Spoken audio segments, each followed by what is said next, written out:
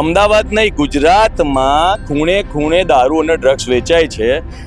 સરકાર કહે અને ગુજરાતના ગૃહમંત્રી હર્ષ સંઘવી કહે તો મારી જોડે આવે અને હું આખા ગુજરાતમાં ક્યાં ક્યાં દારૂનો વેપાર ચાલે છે, ક્યાં ક્યાં ડ્રગ્સ ને બધું ચાલે છે, એનું પોતે લઈ જઈને કહું કે આ દારૂનો અડ્ડો છે, તમે બંધ કરાવો. તો પોલીસ તંત્ર ભાગતું થઈ જાય તો એ અમારી જવાબદારી નથી, આ તમારી જવાબદારી છે. એની સમાજ મારી જોડે છે, સંસ્થાઓ મારી જોડે છે અને મને વિશ્વાસ છે અને કાયદા ઉપર વિશ્વાસ છે. જે મારી પર આરોપ લગાવે બિલકુલ ખોટા આરોપો છે.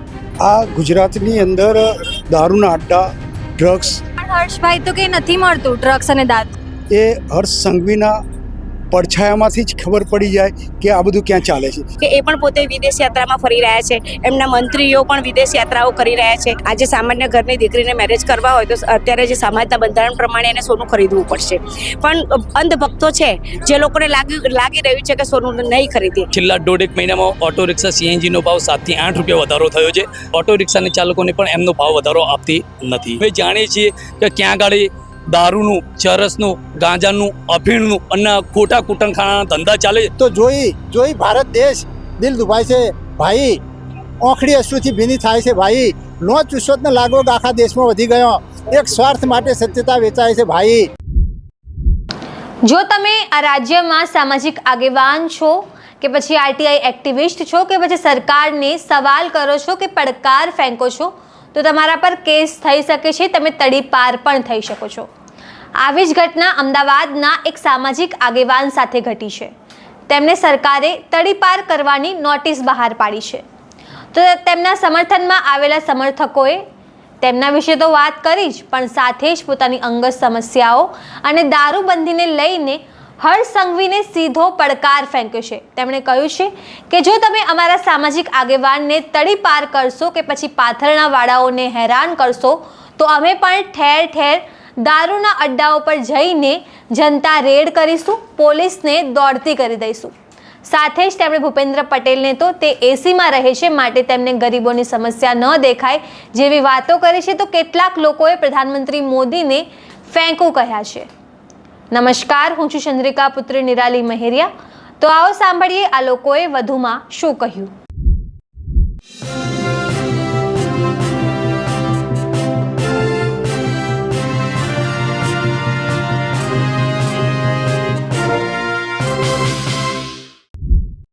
તમારું શું નામ છે? મારું નામ રાહુલ પરમાર છે. હું દલિત પેન્થરનો અધ્યક્ષ છું ગુજરાતનો. શું કહેવા માંગો છો રાકેશભાઈને જે રીતે તડીપારની નોટિસ આપવામાં આવી છે? આ છેલ્લા 3 મહિનાથી રાકેશભાઈને આ ગુજરાત સરકારનું પોલીસ તંત્ર ગમે તે કરીને હેરાન કરે છે. મૂળ મુદ્દો એ છે કે રાકેશભાઈ ઘણા 10 વર્ષથી લારી ગલ્લા પાથરણા સંઘ છે એના પ્રમુખ તરીકે જે ગરીબ અને વંચિત માણસો છે એમને મદદ કરવાનું કામ કરે છે. સરકારની જે બેવડી નીતિ છે કે લારી ગલ્લા પાથરણા હટાવી દે અને મોટા ઉદ્યોગપતિઓને ધંધો મળી રહે, એના માટે આ સરકાર રાકેશભાઈને આ લોકોની જોડે મદદ કેવી રીતે ના થઈ શકે એના માટે તડીપારની નોટિસ આપી છે. હવે મને એ ખબર નથી પડતી કે તડીપારની નોટિસ આપવાનું કારણ શું. રાકેશભાઈ શું દારૂનો વેપાર કરે છે? રાકેશભાઈ શું ડ્રગ્સનો વેપાર કરે છે? અમદાવાદ નહીં, ગુજરાતમાં ખૂણે ખૂણે દારૂ અને ડ્રગ્સ વેચાય છે. સરકાર કહે અને ગુજરાતના ગૃહમંત્રી હર્ષ સંઘવી કહે તો મારી જોડે આવે અને હું આખા ગુજરાતમાં ક્યાં ક્યાં દારૂનો વેપાર ચાલે છે, ક્યાં ક્યાં ડ્રગ્સ ને બધું ચાલે છે, એનું પોતે લઈ જઈને કહું કે આ દારૂનો અડ્ડો છે, તમે બંધ કરાવો. એટલે સમાજ માટે સમર્પિત માણસો હોય છે જેમ કે રાકેશ મહેરિયા, એ સમાજના વંચિત તબક્કા માટે જે મહેનત કરતું હોય, એ બહુ છાપ છબીવાળા હોય, એવા છાપ છબી ખોલવાઈને એમને તડીપાર કરવાની નોટિસ આપે છે. પોલીસ તંત્ર જાગી જાય, ગુજરાતના દરેક જિલ્લાઓમાં દારૂ ને ચરસ ગાંજાના જે અડ્ડાઓ ચાલે છે એની ઉપર રેડ પાડે, એ લોકોને તડીપાર કરે. નકર અમે જાહેરમાં જઈને એ લોકોને તડીપાર કરવા માટેના તમામ વિડીયો અમે પ્રસ્તુત કરીશું. અમે જઈશું અડ્ડાઓ પર, પછી તમારું પોલીસ તંત્ર ભાગતું થઈ જાય તો એ અમારી જવાબદારી નથી, આ તમારી જવાબદારી છે. રાકેશ મહેરિયાને જો તડીપાર કરવામાં આવશે તો આખા ગુજરાતનું વાતાવરણ દલિત સમાજ અને બીજા ઘણા સમાજના જે મિત્રો છે જે રાકેશ મહેરિયાના સપોર્ટર્સ છે તે બગાડી દે, તેની સંપૂર્ણ જવાબદારી પોલીસ તંત્ર અને ગુજરાત સરકારની રહેશે. એટલે અત્યારે જ ખોટા માણસને ખોટી રીતે ફસાવવાની જે સ્કેમ છે, જે તડીપાર સરકારના રાજમાં ખોટી તડીપાર નીતિ અપનાવવામાં આવે છે તે બંધ કરે તો જ આ સરકાર માટે અને પોલીસ તંત્ર માટે સારું રહેશે. જય ભીમ, જય ભારત. ખાસ કરીને રાકેશભાઈ, તમે શું કહેવા માંગો છો? એની સમાજ મારી જોડે છે, સંસ્થાઓ મારી જોડે છે અને મને વિશ્વાસ છે અને કાયદા ઉપર વિશ્વાસ છે. જે મારી પર આરોપ લગાવ્યા બિલકુલ ખોટા આરોપો છે, તથ્ય અને બાહ્ય વિહોણા આરોપ છે. આ આરોપોને અમે આવનારા સમયમાં કોર્ટમાં અને જે પણ કચેરી છે એને અમે સાબિત કરશું અને અમે નિર્દોષ સાબિત થઈને અહીંયા જ લોકો માટે સતત લડતા રહીશું.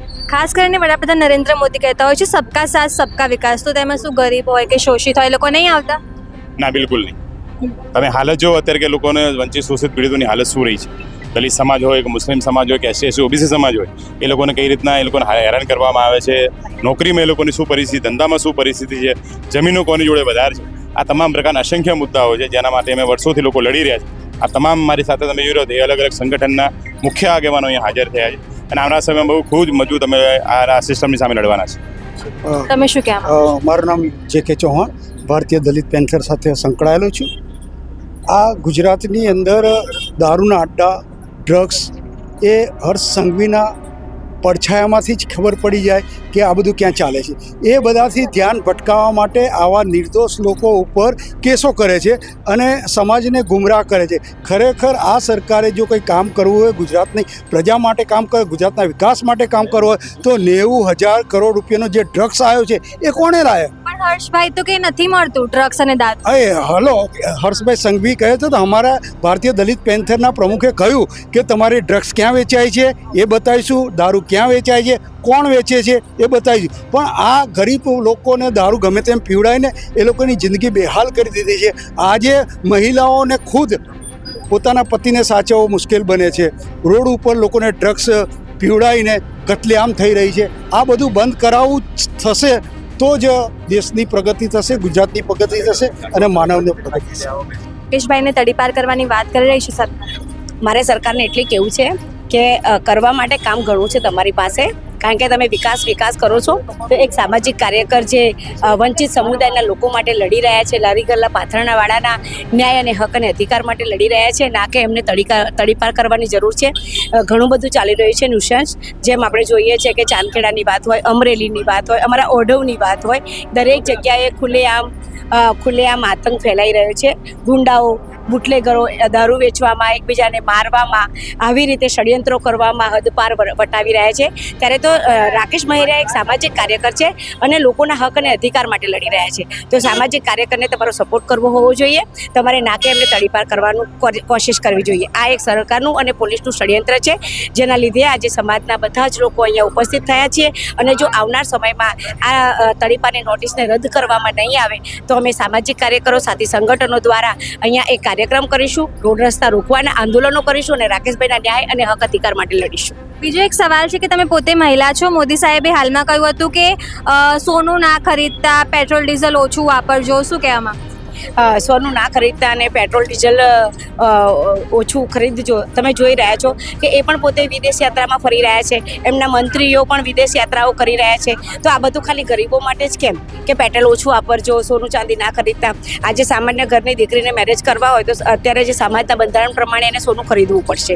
પણ અંધભક્તો છે જે લોકોને લાગી રહ્યું છે કે સોનું નહીં ખરીદે, 4 જણાની પાસે, અંધભક્તો પાસે જઈને તમે બાઈટ અપાવીને એવું કહો કે બધું બરાબર ચાલી રહ્યું છે, સરકાર સારું જ કામ કરી રહી છે, તો આ બધું ખોટું છે. ગ્રાઉન્ડ લેવલ ઉપર આપણે જ્યારે સાચી હકીકત બતાવવા જઈએ ને તો દરેક લોકોને આ સરકારથી તકલીફ છે, કારણ કે સોનું ના ખરીદવાથી અને પેટ્રોલ ના ખરીદવાથી લોકોનો ઉદ્ધાર નથી થવાનો.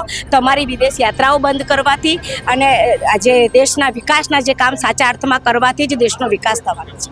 મોદી સાહેબ તો કે બધી મારી બહેનો છે, મને પત્ર લખજો, હું મદદ કરીશ, એવું બધું કહેતા હોય. અમે અમારા એક શિવમ ફ્લેટમાં એક બુટલેગરનો આતંક હતો, ત્યારે અમે મોદી સાહેબને પણ પત્ર લખ્યો છે, CM સાહેબને બી પત્ર લખ્યો છે, હર્ષ સંઘવીભાઈને બી પત્ર લખ્યો છે.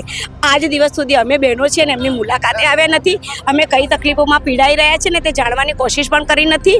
એટલે જે આ સરકારના ખાલી વાયદાઓ છે, કોઈ કામ કરવા માટે સરકાર કટિબદ્ધ નથી. તમે શું કહેવામાં? મારું નામ સુરેખાબેન ચૌધરી છે, હું શિવમ ફ્લેટની ચેરમેન છું. અમે બી પત્ર લખેલો જ છે કે બુટલેગરનો બહુ ત્રાસ વધી ગયો છે અમારા ત્યાં. હર્ષભાઈ કે ગુજરાતમાં દારૂ બંધ છે, કંઈ મળતું જ નથી. ચાલુ જ છે, કશું કરતા નથી. એ ખાલી વાયદા જ કરે છે, હજી સુધી કશું કર્યું નથી. અમારે ત્યાંના પોલીસ સ્ટેશન હોય કે પછી ગમે ત્યાં, પણ કશું કરતા નથી એ લોકો. અત્યારે ખાસ કરીને મોદી સાહેબે કીધું તો સોનું ના ખરીદતા, પેટ્રોલ ડીઝલનો બચાવ કરજો, શાકભાજીના ભાવ પણ વધી ગયા છે. તમને મહિલા છો, મોંઘવારી નડે? મોંઘવારી તો નડે જ છે ને અમને, હું બધાને મોંઘવારી નડે છે. મોંઘવારી નડે અને અમે બધું આંદોલન કરીએ છીએ એનું કંઈક આવું જોઈએ રીકાર્ડ. તમે ખાસ કરીને શું કહેવા માંગો છો? રાકેશભાઈના સમર્થનમાં ક્યાંથી આવ્યા છો? અમદાવાદ જિલ્લામાંથી સરસપુર વિસ્તારમાંથી. શું નામ છે? મારું નામ વિજયભાઈ મૂળજીભાઈ સરસાવા છે. ઓટો રિક્ષા ચલાવીને ઘર પરિવારનું ગુજરાન ચલાવું છું. રાકેશભાઈ મહિરા એક સામાજિક મુવમેન્ટ સાથે જોડાયેલ વ્યક્તિ છે અને એકદમ છબી ધરાવનાર વ્યક્તિ છે, જેમને ઉપર ગુજરાત સરકારે અને આ કાયદાકીય જાહેરમાં પોલીસ તંત્ર જે છે એમને ખોટી રીતે તડીપારની નોટિસ જાહેર કરીને અને રાકેશભાઈનો અવાજ દબાવવાની કોશિશ કરી છે, તે તદ્દન ગેરવ્યાજબી છે. ખાસ કરીને તમે રિક્ષા ચલાવો છો, અત્યારે પેટ્રોલના ડીઝલના બધા ભાવ વધી છે, તમને મોંઘવારી નડે છે? પેટ્રોલના ડીઝલના ભાવ તો વધ્યા જ છે. મોંઘવારી આમ જનતાને નડે છે અને અમને પણ નડે છે.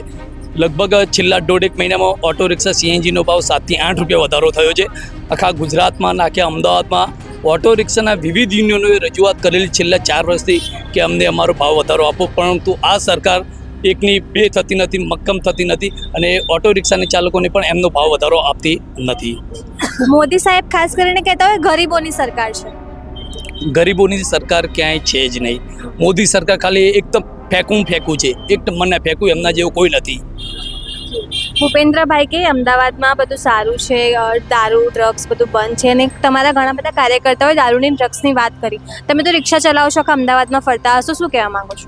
આખા અમદાવાદમાં, આખા જિલ્લામાં, અમદાવાદના જેટલા પણ તાલુકા છે તે તમામે તાલુકામાં દરેક ઓટો રિક્ષા ચાલકો અમે રિક્ષા લઈને પેસેન્જર લઈને ફરીએ છીએ. અમે જાણીએ છીએ કે ક્યાં ગાડી દારૂનું, ચરસનું, ગાંજાનું, અફીણનું અને ખોટા કૂટણખાનાના ધંધા ચાલે છે, તે અત્યારે હાલમાં પણ યથાવત જ છે. 24 કલાક એ જે કહી રહ્યા છે મુખ્યમંત્રી સાહેબ શ્રી કે અમદાવાદમાં આ રીતે સુવિધાઓ છે, ખોટી વાતો છે. બધી જગ્યાએ ધંધાઓ ચાલુ છે, દારૂના વેપલાઓ ચાલુ છે. અમારી સાથે આવે તો અમને એમને ઠેર ઠેર દારૂના અડ્ડાઓ, ચરસના, ગાંજાના ને કૂટણખાને બતાવીએ, એ પણ પેકમ પેક કરી રહ્યા છે. મોદી સાહેબ કહેતા હોય સબકા સાથ સબકા વિકાસ, તો સબકા સાથમાં દલિતો, વંચિતો, ગરીબો નથી આવતા એવું લાગે છે? મોદી સાહેબ એવું કહે છે કે સબકા સાથ ને સબકા વિકાસ, પરંતુ આ ફક્ત ને ફક્ત ચૂંટણીના સમયે ઢંઢોરો પીટવામાં આવે છે. બાકી આમ જનતાનો ક્યાંય પણ વિકાસ થતો નથી અને સૌથી વધુ જોવાય તો નાના અને મધ્યમ વર્ગનો ક્યાંય વિકાસ થતો નથી જ. શું નામ છે તમારું? મારું નામ ડાયાભાઈ કવિ તરીકે ઓળખે છે. ગાંધીજીથી બહુ પ્રેરણાદાયી હોય એવું લાગે છે. મારા બાપુને ભણાવનારા ગોધી બાપુ હતા. 1930માં દોડી કૂચમાં ગોધી સાથે હાજર રહેતા અને વિદ્યાર્થી હતા. ગોધીના રાત દિવસ ભણતા હતા. તો આજે એમને તો બાપુએ ના ભણાવ્યા હોત તો આજે હું આજે બોલી રહ્યો છું ના બોલી શક્યો હોત, હું પણ ના ભણી શક્યો હોત. કેમ કે મારી બેન જે હતા એમને 1941નો જન્મ હતો. તો મારી બેનને મેં કહ્યું કે બેન તમે ભણ્યા કેમ નહીં? તો કહે છે ભાઈ શાળા એટલે શું એ તમને ખબર નથી કે. તો એટલે ભણી ના શક્યા અને અમારો જન્મ 53ની સાલનો હતો એટલે અમારે એ વખતે શાળાઓ 59ની અંદર શાળાઓ આવી એટલે અમે શાળાનો લાભ લઈ શક્યા અને આજે થોડા અક્ષર જ્ઞાન મેળવી શક્યા છીએ. તો આજે જે દેશનું વાતાવરણ જોઉં છું તો જોઈ ભારત દેશ દિલ દુભાય છે ભાઈ, ઓખડી અશ્રુથી ભીની થાય છે ભાઈ. નો ચુસ્વતને લાગો આખા દેશમાં વધી ગયો. એક સ્વાર્થ માટે સત્યતા વેચાય છે ભાઈ. લોકશાહી નામથી લોકો લૂંટાઈ રહ્યા. નોટ દઈને વોટ અહીં વેચાય છે ભાઈ. સંગ્રહખોરી, કાળા બજારો આજે વધી રહ્યા અને ગરીબોના લોહી અહીં ચૂસાય છે ભાઈ. સત્ય, શાંતિ, અહિંસા, ભૂખ, ભય ને ભ્રષ્ટાચાર આજે વધી રહ્યા અને ગરીબોના લોહી અહીં ચૂસાય છે ભાઈ. કોણ સાચા કોણ જૂઠા જાણી શકે ના કોઈ, દંભીને પાખંડીને અહીં પોબાર છે ભાઈ. તો આ સાંભળી તમે શાને હસી રહ્યા? અધમતા વિષમતા દૂર કરવા હવે તો કોઈ આગળ આવો ભાઈ, કોઈ આગળ આવો ભાઈ. એટલે દેશ આપણો, ધરતી આપણી, આપ્યું તું બલિદાન ઘણું. રાજઘાટથી કહે ગોધી કે છે એદી પીધ્યું તું મત પાન ઘણું. લોચોના લુસ્યોટા પડ્યા ભ્રષ્ટાચારની રાહે. હે ભારત તું બદનામ ઘણું, આજે પરેશાન ઘણું. એટલે આજે જે દારૂબંધી સ્વપ્ન જે બાપુનું હતું, દારૂબંધી સ્વપ્ન ધૂળમાં મળી ગયો અને જાહેરમાં મદિરા બધા પીવાય છે ભાઈ. એટલે આજે દેશમાંથી દારૂનો કાઢ્યો અને કટોરીએ દાંટે જ વાળ્યો. પીધા પછી નશો આવે, લડે મોય. બૈરી છોકરો વાટ જુએ છે અને પડ્યો છે રસ્તાની મોય. રસ્તામાંથી એને ઉંચકી લાવ્યા ઘરની મોય. કે છે નશામાં એમ બોલાયું કે ખાવા આપ મારી માય. બૈરીએ જ્યારે ખાવા આપ્યું ત્યારે ઉઠીને મારી લાત.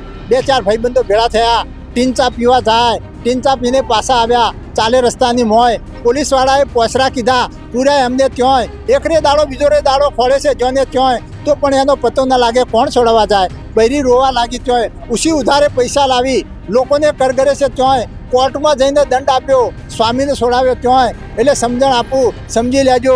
હવે કોઈ પીશો નહીં મારા ભાઈ, સમજશે તો સારું થશે, રહેશો ઇજ્જતની ભોય. એટલે દારૂબંધી હોવી જોઈએ.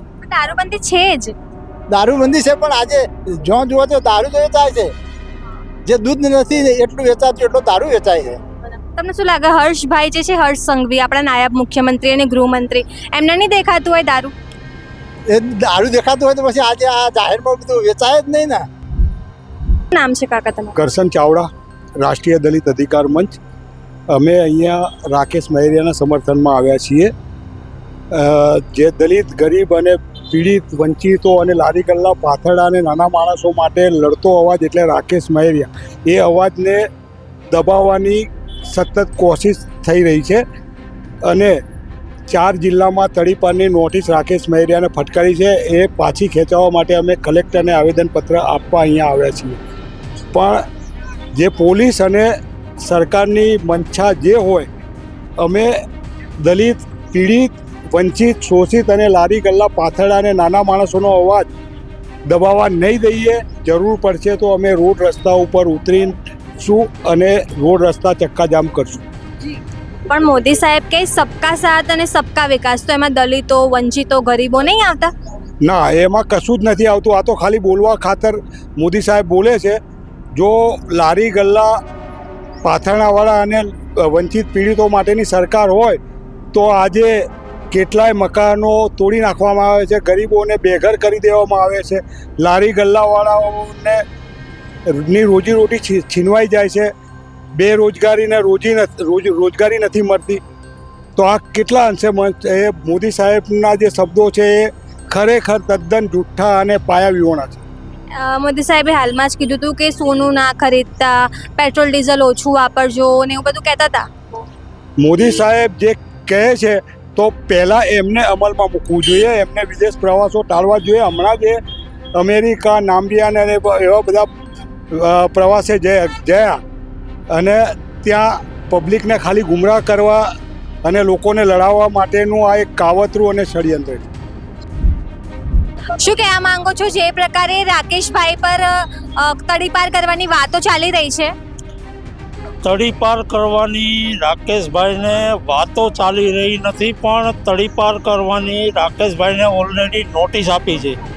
અને આવી એક ભાવનગરમાં પણ મનહર રાઠોડને નોટિસ આપી છે. અને અમરેલી જિલ્લાના, અમરેલી તાલુકાના મોટા આકડિયા ગામે આ ભાઈ પીડિત છે અને અત્યારે હાઈકોર્ટની અંદર કોસિંગ પિટિશન કરવા આવેલા છે, જેમાં ખોટી ફરિયાદમાં પોલીસે માથે રહીને લૂંટ અને ધાડની ફરિયાદ કરેલી છે. એટલે આવા બનાવો છે જે અત્યારે દલિતો સાથે બની રહ્યા છે. જે લોકો પોતાના હક અને અધિકારની વાત કરે છે, જે લોકો માનવ અધિકારની વાત કરે છે, જે લોકો બંધારણીય અધિકારની વાત કરે છે, એ લોકો સાથે આ થવું સ્વાભાવિક છે. અને પોલીસ ફક્ત અને ફક્ત રાજકીય ઈશારે કામ કરે છે. એટલે રાજકીય ઈશારે ષડયંત્ર કરી અને લોકોના અવાજને દબાવી દેવાનું આ કૃત્ય છે. અને ઓલરેડી કૃત્ય આખા ગુજરાતમાં ચાલુ છે. આ તો એક નમૂનો છે. ખાસ કરીને રાકેશભાઈ જે છે એ તો સામાજિક આગેવાન છે, તો એમની સામે આ પ્રકારના કાયદાકીય પગલાં કેમ લઈ રહી છે સરકાર? ઓલરેડી રાકેશભાઈ છે છેલ્લા 10 વર્ષથી લારી ગલ્લા, પાથરણા અને વંચિત સમુદાયના જ્યાં લોકો છે, ત્યાં જે દલિતો છે, આદિવાસીઓ છે, ત્યાં જ્યાં અત્યાચાર થતો હોય ત્યાં લડત કરે છે, રજૂઆત કરે છે અને એ લોકોનો અવાજ બને છે. એટલે આ લોકોએ ખાસ કરીને સરકાર દ્વારા અને સ્થાનિક નેતાઓ દ્વારા જે લોકો વંચિત સમુદાયના, દલિત સમુદાયના અને જે લોકોનો કોઈ અવાજ નથી, એ લોકોનો અવાજ બને છે, એ લોકોને ટાર્ગેટ કરે છે અને આ એક ટાર્ગેટ કર્યા છે. બરાબર. તો આ રાકેશભાઈને ટાર્ગેટ કરીને એક મેસેજ આપવા માંગે છે કે જો તમે કોઈ પણ વ્યક્તિ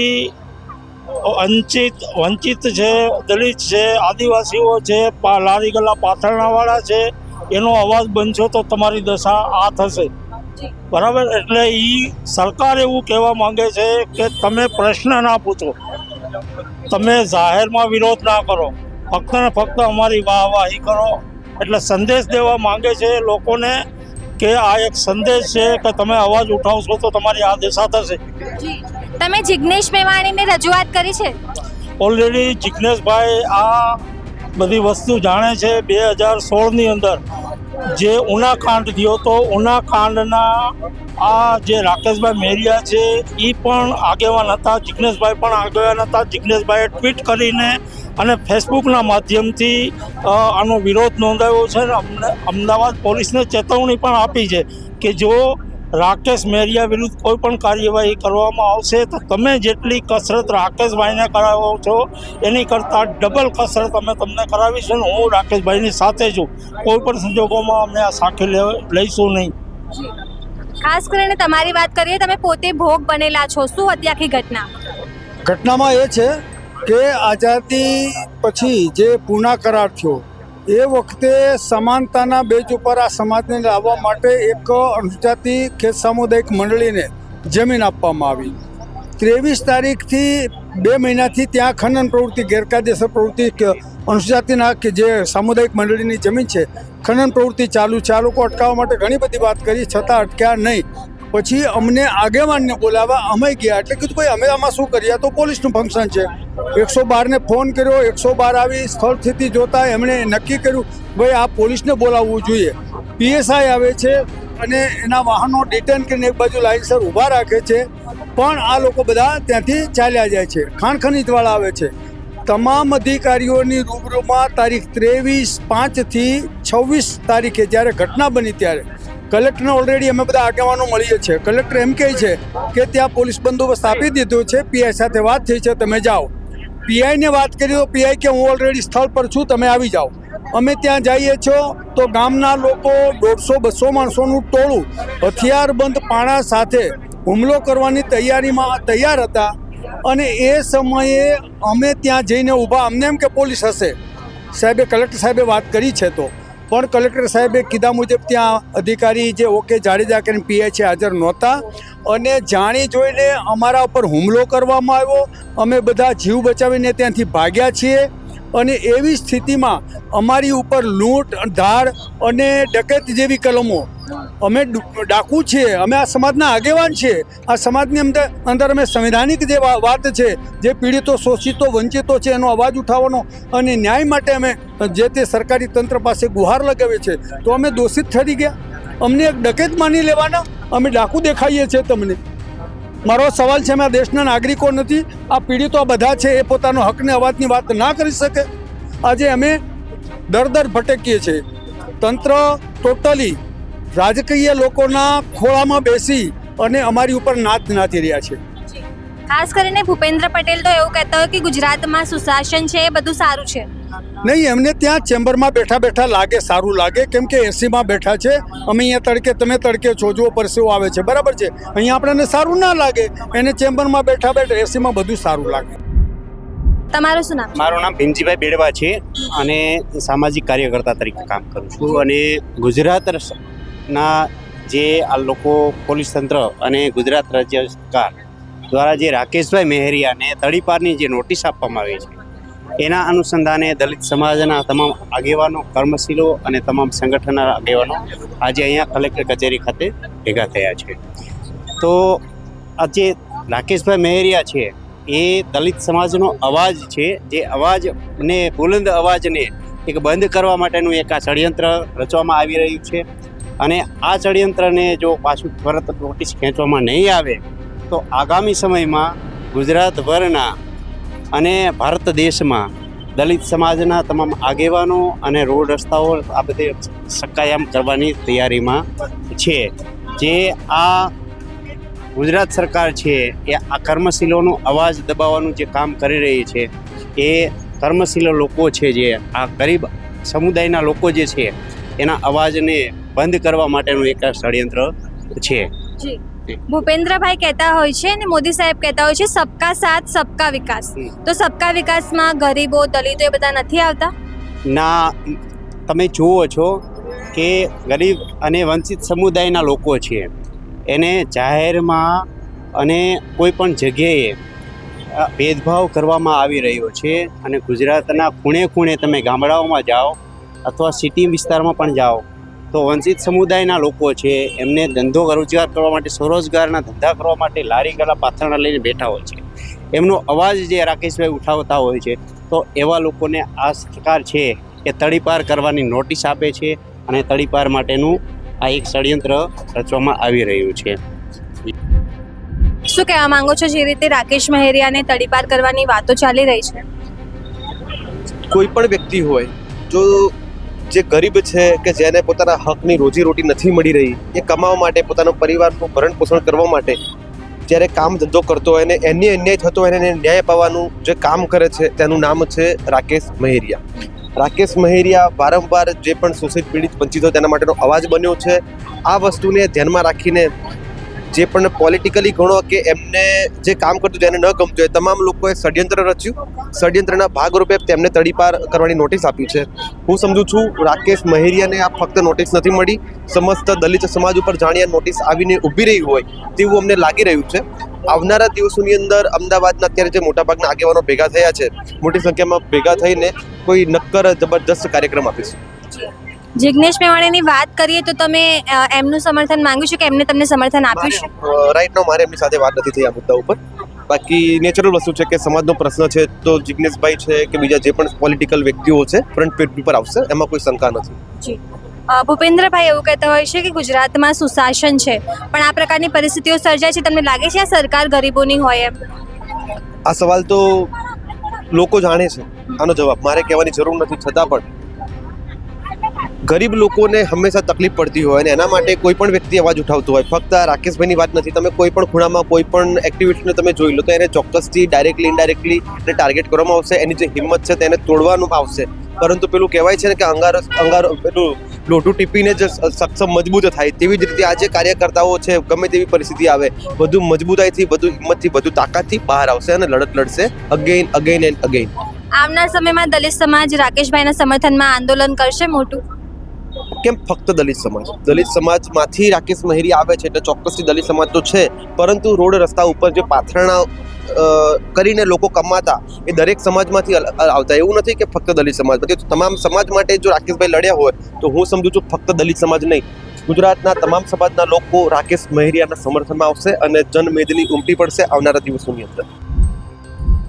શું નામ છે બેન તમારું? મારું મુન્નીબેન મહેશભાઈ પટની. જી, તમે રાકેશભાઈના સમર્થનમાં આવ્યા છો અને આખી વાત કરતા હતા કઈ રીતે પોલીસે તમારા પર અત્યાચાર કર્યો, શું હતી આખી ઘટના? 2018નું છે. એમાં અમે ફ્રૂટની લારી વિરાટનગર કેનાલ પર ચલાવીએ છીએ. તો ફ્રૂટની લારી ભરતા હતા, અમે ભરતા બોણી નથી કરી. એમાં પોલીસની જીપ્સી આવી, તેમાં દિલીપસિંહ એમનું નામ પછી ખબર પડી કે એમનું નામ દિલીપસિંહ છે. પીઆઈનું પછી નામ એમનું ખબર પડી કે દિલીપસિંહ છે. તો નશાની હાલતમાં હતા 4 જણા, 3 જણા અંદર ગાડીમાં હતા જીપ્સીમાં, અને એક જ દિલીપસિંહ નીચે ઉતરી અને 5 કિલો સફરજન વીણી અને બોલો કે આ સફરજન લઈ જાઓ. કે મેં કીધું ના, કે બોણી કરી નથી, તમે મૂરી ભાવ આપો. તો એમને કીધું કે શાના પૈસા? કે તો મારા ઘરવાળા બાજુમાં બેઠા હતા તો એમને ગારો બોલે. તો મેં કીધું સાહેબ ગારો ના બોલો, તમે મૂરી ભાવ આપી અને લઈ જાઓ. તો ગારો બોલતા હતા તો મમ્મી આવ્યા. મમ્મી કે સાહેબ તમે ગારો ના બોલશો, કે મૂરી ભાવ આપીને લઈ જાઓ. કે એમાં પછી મમ્મીને લાફો માર્યો સાહેબે. લાફો માર્યો, લાકડી મારીને મારવા જ માંડ્યા. એમાં પછી વિડીયો હું બનાવવા ઊભી થઈ કે તમે પોલીસવાળા સાહેબો થઈને લેડીઝ ઉપર હાથ ચલાકી કરો છો. વિડીયો બનાવતા પછી સાહેબો મારી પર લાકડી મારી. તેમાં 8મા મહિને મારો છોકરો પેટ હતો તો પેટ ઉપર લાકડી મારી. આપણા પેટ ઉપર લાકડી મારી એટલે 108માં હું ત્યાં સિવિલ હોસ્પિટલ જતી રહી. એમાં સાદાબેન પછી રાકેશભાઈ આવ્યા. બધા વિડીયો વાયરસ થયા ને પબ્લિક બધી ભેગી થઈ ગઈ ને તેમને વિડીયો કર્યો. પબ્લિક હવે એમ પછી એમને મારામારી કરી અને અમારી પર ખોટા 15 કલમનો કેસ લગાવી દીધો પોલીસવાળા સાથે. પછી રાકેશભાઈ તમારા સપોર્ટમાં આવ્યા હતા? હા, રાકેશભાઈ આવ્યા હતા. રાકેશભાઈ તો અમારા માટે ભગવાન બનીને આવ્યા હતા. એમના સપોર્ટ અમારી ઉપર અત્યાર સુધી એમનો જ સપોર્ટ છે અમારી ઉપર. એમાં કોઈ પૈસા કે કોઈ ચાર્જ બાદ લેતા નથી રાકેશભાઈ અમારી જોડથી. તમે જેમ કહ્યું કે પોલીસે તમને માર્યો, બરાબર, પણ એક તો મહિલાને મારી ના શકે પહેલી વસ્તુ. બીજી વસ્તુ આપણે હર્ષ સંઘવી તો કહેતા હોય કે પોલીસ તો કાયદાનું કામ કરતી હોય હાથે. તમને લાગે છે એમને આ બધું જોવું જોઈએ? ના,